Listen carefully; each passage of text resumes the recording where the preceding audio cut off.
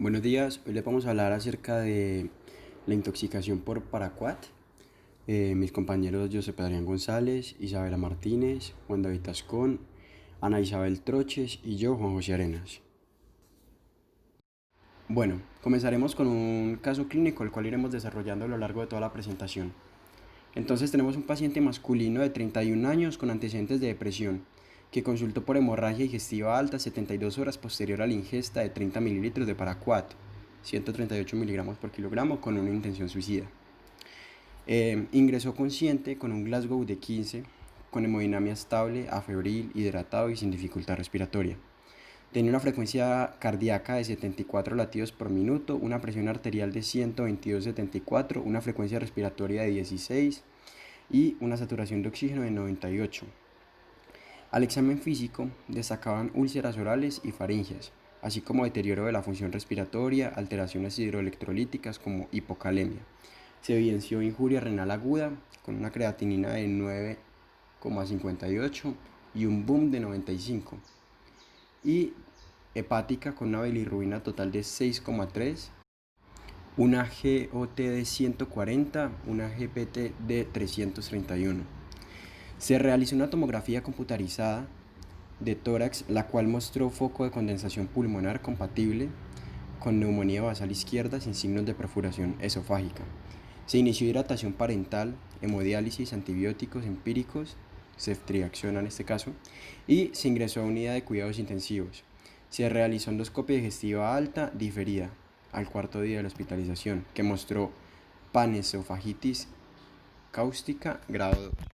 Bueno, continuando con el caso clínico, el paciente evolucionó estable hasta el sexto día de hospitalización, presentando insuficiencia respiratoria grave y rápidamente progresiva, con imágenes compatibles con fibrosis pulmonar, como podemos ver a la derecha. Adicional, se inició terapia inmunosupresora con protocolo de metilprednisolona 1 gramo al día por 3 días, ciclofosfamida 1 gramo al día por vía intravenosa por 2 días y N-acetilsatelicina para modular el daño por estrés oxidativo, el cual no tuvo respuesta, presentando una recaída de PAFI a 40, falleciendo al octavo día de hospitalización. Tipo de intoxicación que puede generar la sustancia. El paraquat es un herbicida que actúa por contacto y se usa en medios agrícolas. Este tipo de sustancia genera frecuentemente una intoxicación aguda, porque produce sus efectos tóxicos en las horas posteriores a la ingesta de concentraciones superiores a 20 miligramos por kilogramos o el contacto directo con el mismo. Existen diferentes formas en las que se puede tener una intoxicación por esta sustancia, entre las cuales se destacan principalmente la ingesta por vía oral, que es la principal vía de uso suicida, por lo tanto tiene una mortalidad más alta, el contacto ocular, contacto por piel y el contacto por inhalación. Dependiendo del lugar y la concentración del tóxico, se van a dar los efectos secundarios que principalmente atacan la respiración celular, por lo tanto se ven afectados órganos que cuentan con una importante saturación de oxígeno, como los pulmones, el hígado y el riñón.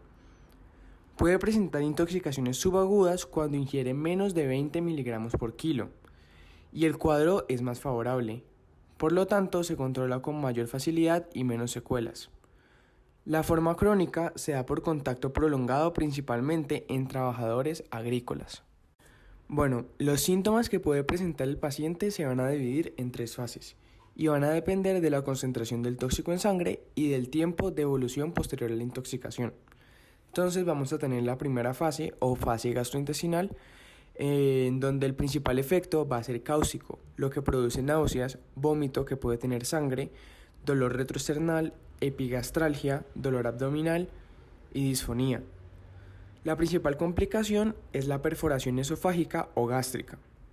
También puede presentar en las primeras 24 horas disfagia, cialorrea, diarrea y dolor abdominal. Vamos a tener la segunda fase o fase hepatorrenal, que en esta fase el paciente presenta síntomas después de 24 a 48 horas y se va a manifestar como una oliguria o anuria. En la tercera fase o fase pulmonar, Va a presentar el paciente tos, disnea, taquipnea, hipoxemia, convulsiones y coma, pues puede llegar hasta la fase de coma o estupor. Otros síntomas pueden ser el ardor, quemaduras, sangrado nasal y somnolencia. El manejo inicial de un paciente intoxicado en el servicio de urgencias siempre se inicia con el sistema ABCD convencional, recordando que estos pacientes pueden presentar traumatismos asociados a su cuadro clínico. A. Vía aérea. Posicionar al paciente y permeabilizar la vía aérea. Evaluar su capacidad para proteger la vía aérea por medio de tos y reflejo nauseoso. B. Respiración. Mantener permeable la vía aérea, observar movimientos torácicos, escuchar la respiración y sentir el flujo de aire. En estos casos no se debe administrar oxígeno inicialmente, pues este aumenta la peroxidación en las membranas celulares lipídicas en pulmón y por ende incrementa la fibrosis en este órgano y las consecuentes secuelas en la función respiratoria. Por tanto, el oxígeno medicinal es reservado como medida paliativa en casos de mal pronóstico. En estos pacientes se requiere monitorizar la saturación de oxígeno y solicitar gases arteriales. C. Circulación. Se verifica si el paciente tiene pulso. En caso de encontrarlo débil o no tenerlo, se debe iniciar monitoreo electrocardiográfico e identificar el ritmo, la frecuencia cardíaca, así como evaluar si presenta algún tipo de alteración. Paralelamente, se debe determinar la tensión arterial, obtener un acceso venoso y tomar una muestra de sangre para la realización del laboratorio clínico y toxicológico. D. Alteración del estado mental. Debe establecerse si el paciente se encuentra alerta, si responde a la voz de llamado, al dolor o si se encuentra inconsciente. E. Diagnóstico clínico. Para realizar este proceso se requiere la elaboración de una adecuada historia clínica, un examen físico detallado y la solicitud de exámenes de laboratorio teniendo ya una primera sospecha clínica o impresión diagnóstica. Es importante resaltar la utilidad de la prueba rápida con ditionito de sodio, que evidencia cualitativamente la presencia de paraquat en sangre. A partir de las concentraciones del tóxico obtenidas, se puede trazar un nomograma que permite tener una aproximación a la posible mortalidad que puede tener cada cuadro específico de intoxicación.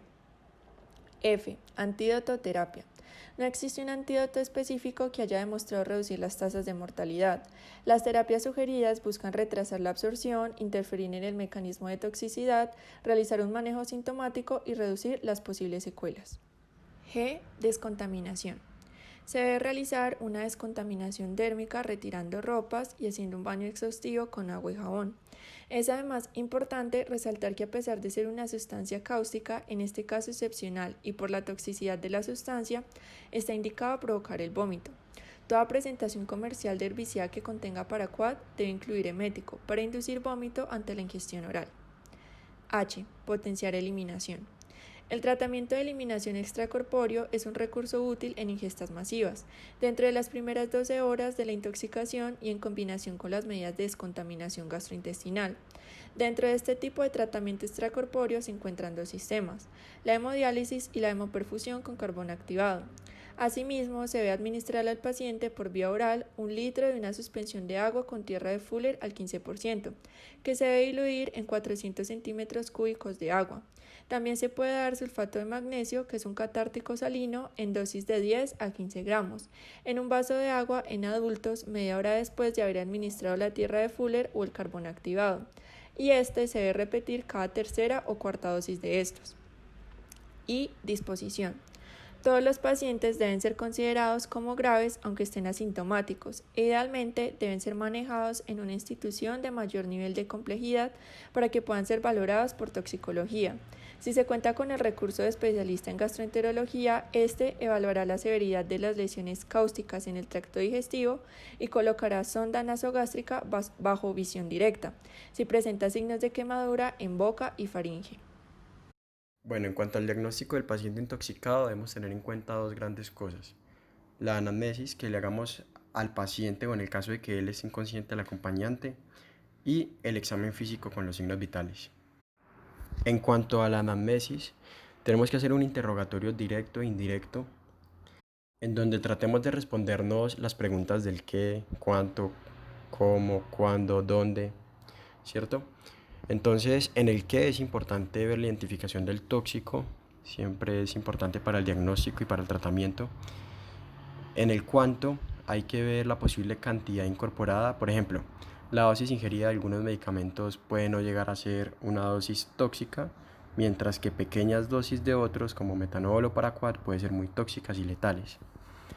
En el cómo hay que ver la vía de entrada, si es oral, si es dérmica, si es respiratoria, y esto es importante para darle manejo dentro de la clínica. En el cuándo, pues nos dice básicamente el tiempo recurrido desde el accidente. Por lo general, si ya ha pasado mucho tiempo, no tendrá sentido hacer ciertas medidas de descontaminación gástrica, como el lavado gástrico. En cuanto al dónde, es bueno saber el lugar donde ocurrió. Muchas veces las intoxicaciones ocurren de manera masiva. También hay que respondernos cuáles son los medicamentos habituales que toma el paciente. Entonces eso debe incluir también las medicinas alternativas que puede estar tomando en ese momento. Hay que respondernos si el paciente tiene alguna enfermedad subyacente o si tiene alergias. También si el paciente, en el caso de que sea mujer, está o no está embarazada. También es interesante tener los datos que nos puede dar el personal que atendió inicialmente, como los bomberos, los paramédicos, policía o incluso la familia. Y en cuanto al examen físico y a los signos vitales, debemos realizar un examen físico completo. Sin embargo, del examen de piel, faneras, aliento, olor del contenido gástrico, examen de cavidad oral, inspección de ropas para ver el olor, si hay plaguicidas, hidrocarburos, etc. Y el tamaño pupilar, se puede rescatar solamente la información que es importante en la toxicología, para no fijarse como en todo. Y generalmente se va a encontrar un paciente con una presión arterial elevada, una frecuencia cardíaca normal o disminuida en algunos casos, una frecuencia respiratoria normal. En el examen físico se evalúa un paciente posiblemente con eritema en diversas zonas de la piel, múltiples úlceras orales, abdomen blando y doloroso a la palpación con mayor intensidad en la región epigástrica. El paraquat es un herbicida bipiridilo, no selectivo, que actúa de forma rápida por contacto con las hojas de las plantas. Su acción herbicida se basa en bloquear los procesos de respiración celular. Además de su acción rápida, se inactiva rápidamente por contacto con el suelo, por absorción de minerales, sobre todo si se trata de barro. Este es el segundo agroquímico más vendido en el mundo, y su presentación es en forma líquida, en concentraciones del 20% para uso agrícola. Según la Agencia de Protección Ambiental de los Estados Unidos, los usos correctos de este herbicida para evitar lesiones severas o muerte son: solo ser reutilizado con un aplicador certificado, nunca ser transferido a un envase de comida, bebida o cualquier otro contenedor. Los nuevos requisitos de envase y embalaje prevendrán que esto ocurra. Siempre mantener dichos productos seguros para prevenir el acceso de los niños y otras personas no autorizadas. Nunca almacenarlo en o cerca de viviendas residenciales. Nunca usarlo en jardines domésticos, escuelas, parques residenciales, campos de golf o áreas de juego. El paraquat es una sustancia de alta toxicidad para los seres humanos. Un pequeño sorbo de este puede resultar fatal. Además, este no va a tener antídoto. La intoxicación puede ser debida a distintos motivos, los cuales van a ser accidental, por un acceso al líquido o soluciones preparadas, acceso a lugares donde se ha utilizado recientemente el producto, uso excesivo en una zona determinada, o una ingestión accidental de alimentos envenenados con paraquat o hierba tratada. O puede ser malintencionada, como pues sería en este caso el suicidio. Mecanismo de acción del paraquat. Después de la absorción, el paraquat se concentra dentro de muchas células, en donde entra en el ciclo redox, reducción-oxidación, el cual es un receso que involucra una enzima que genera radicales de paraquat. Uno de los productos de este proceso es el radical superóxido, el cual es una especie muy reactiva del oxígeno, que puede generar daño celular directo o reaccionar después generando otras especies reactivas de oxígeno y radicales de nitrito. El ciclo redox consume NADPH, el cual es uno de los mecanismos más importantes para la defensa antioxidante. El resultante estrés oxidativo creado por la producción de radicales libres y la depresión del NADPH ocasiona directamente daño celular, Puede ser por la vía de preoxidación de lípidos, disfunción mitocondrial, necrosis y apoptosis, y genera una respuesta inflamatoria secundaria muy pronunciada. Después de un periodo de horas a días, estos procesos conllevan a una falla multiorgánica. Los órganos más afectados son los que tienen una mayor perfusión, tensión de oxígeno y mayores requerimientos de energía, particularmente los pulmones, corazón, riñones e hígado. El cerebro no es comúnmente afectado, ya que el paraquat no tiene la capacidad de pasar una barrera hematoencefálica. Además, el paraquat es capaz de liberar radicales de oxígeno, nuevamente al entrar en contacto con el oxígeno.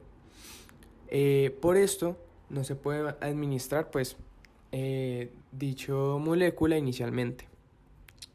Por otro lado, produce una infiltración de profibroblastos en el alveolo pulmonar. Los actuales madurarán a fibroblastos, ocluyendo los espacios alveolares e impidiendo su función fisiológica. Se produce la destrucción de neumocitos tipo 1 y tipo 2, lo que altera la tensión superficial alveolar y conlleva a una fibrosis pulmonar progresiva, irreversible y mortal. Cinética del tóxico. El paraquat es una sustancia muy polar y corrosiva. Generalmente no se absorbe en cantidades significativas a través de la piel intacta o cuando se inhalan gotas. El paraquat se absorbe rápidamente, pero de manera incompleta, en el intestino después de su ingestión. Posterior a su absorción, se distribuye rápidamente en otros tejidos, alcanzando niveles máximos en tejidos a las 6 horas después de la ingestión. El paraquat es tomado activamente por los transportadores espermidina-putrescina y por otros transportadores de membrana, lo que resulta en altas concentraciones principalmente en los pulmones, riñón, hígado y en el tejido muscular. El paraquat no pasa por un metabolismo significativo. Su eliminación se da principalmente por los riñones. Aparece en orina a las 24 horas después de su ingestión si es una intoxicación menor. Sin embargo, en una intoxicación severa, la función renal está muy comprometida, lo que genera que la eliminación se demore mucho más tiempo. Dosis. El paraquat es un compuesto extremadamente tóxico, categoría 1, que corresponde a extremadamente peligroso, altamente peligroso. Pequeñas dosis de 10 a 20 mililitros pueden ser letales debido a efectos que ejerce en el sistema respiratorio, hepático y renal.